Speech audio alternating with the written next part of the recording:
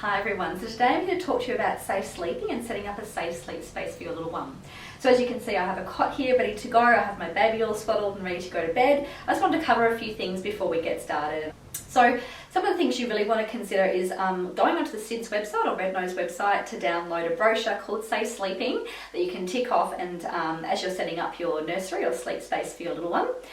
There's also lots of things you want to consider, I guess, when you are looking at setting up that sleep space. So one of the main things are to make sure that your baby's head is uncovered and face is uncovered, obviously, to keep them safe in their sleep space, and so they can regulate the temperature more easily, and babies do tend to lose most of the heat through the top of their head and through their face. So it is really important the baby's head doesn't have a hat on or a beanie or a hood. Everything, that whole area is uncovered and able to help them regulate the temperature when they're fully covered with a wrap or any sort of blankets in their sleep space. We also want to make sure we're using natural fibres where possible, and natural fibres are really important again to help regulate temperature. So choosing to use sheets on the sleep space that are organic cotton is a great place to start, and obviously making sure that your baby's wearing natural fibres like cotton and wool as well. That's going to help them be able to regulate the whole body temperature a lot more easily and keep them comfortable throughout the evenings. That's another really hot tip to consider. Some of the things you want to be looking at are making sure the baby is sleeping on their back, making sure the baby is swaddled. These are all SIDS recommendations. When you should be swaddling the baby for up to about 2 months to 3 months of age, depending on when they start to show signs of rolling. When the baby does show signs of rolling, that's when you need to go into a sleeping bag or cease wrapping your baby. So there are a couple of hot tips as well. So as you can see here, we have quite a large cot, but this is an Australian standard cot, or a cot that meets Australian standards. That's really important to consider when you are choosing to purchase a cot or use a cot for your little one.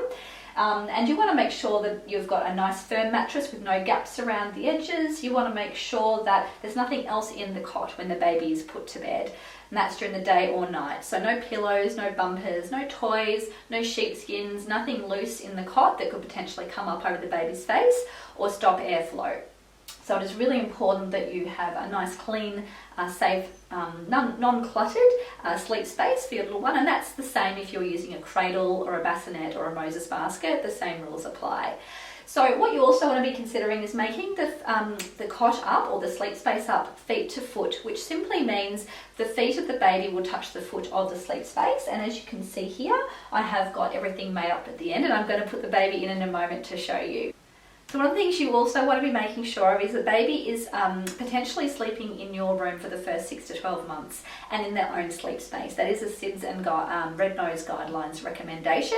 So that is definitely something that you need to consider as well. But this is just a great demonstration, so I can show you how to place the baby in the sleep space safely.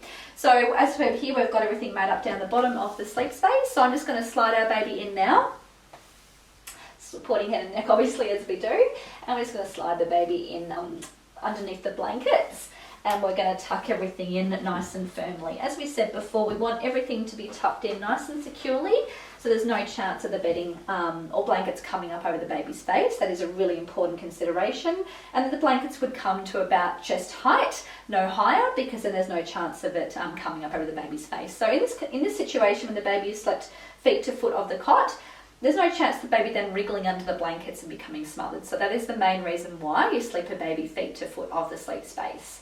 So I hope this has been useful and helpful for you today, and you've learned a few tools and tips on setting up a safe sleep space for your little one. Thank you so much for your time, and have a wonderful day, everyone.